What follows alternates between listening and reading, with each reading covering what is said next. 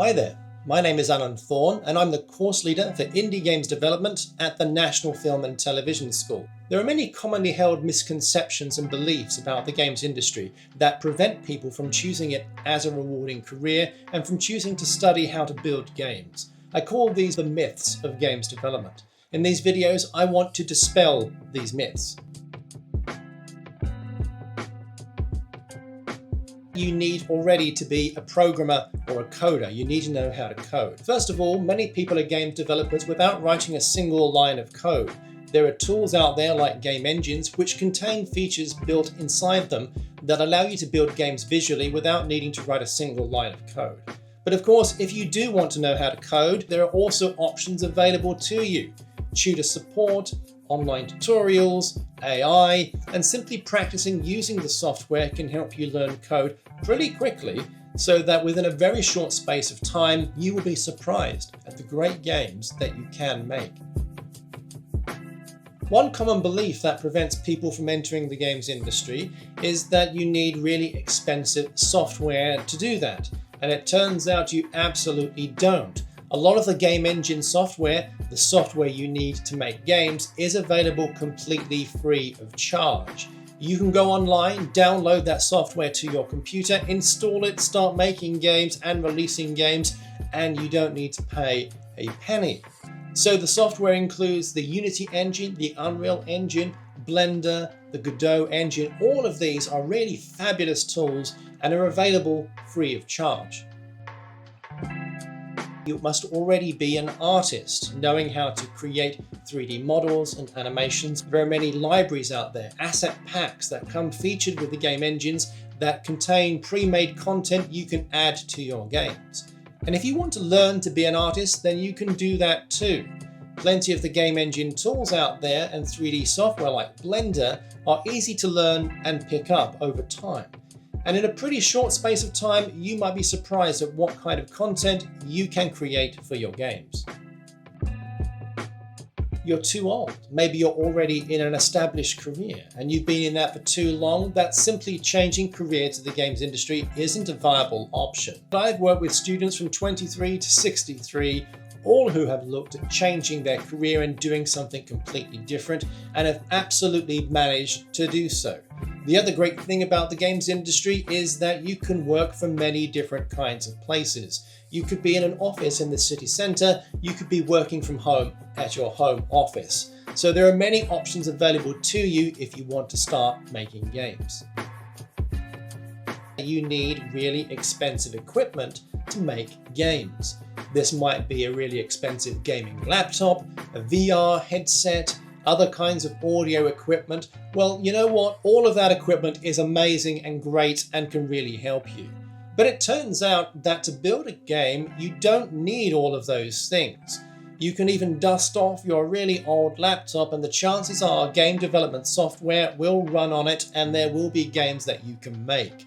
So even if you have a really old computer, do not fear this, because actually you might be able to find new life, install software on that completely free of charge, and get started at making games today.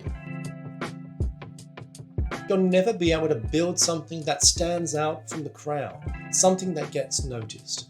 And well, this is a challenge that games developers all over the globe face every day, every time they choose to make a game.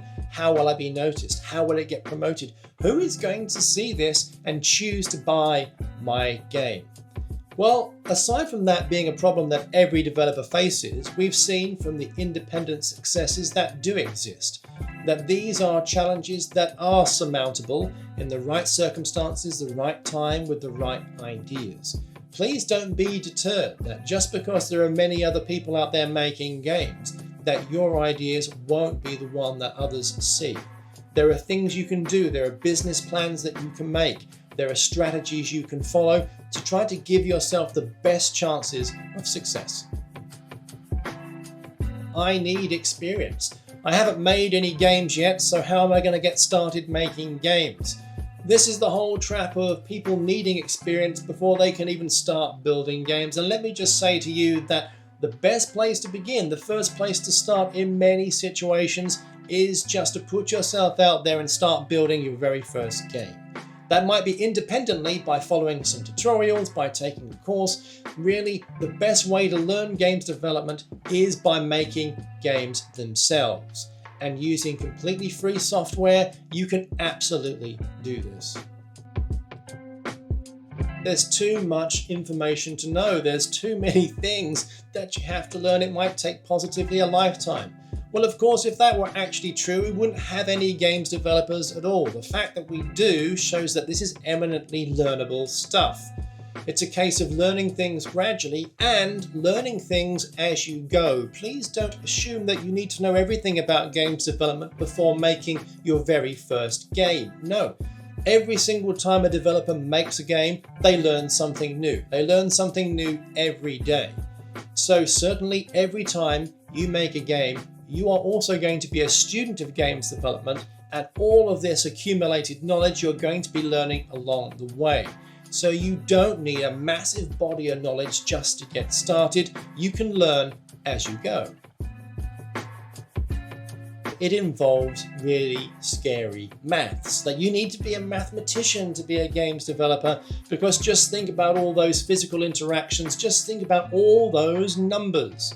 Well, it turns out that a lot of the hard maths work has been done for you. Many game engines allow you to build entire environments through a graphical user interface without you needing to write a single mathematical formula.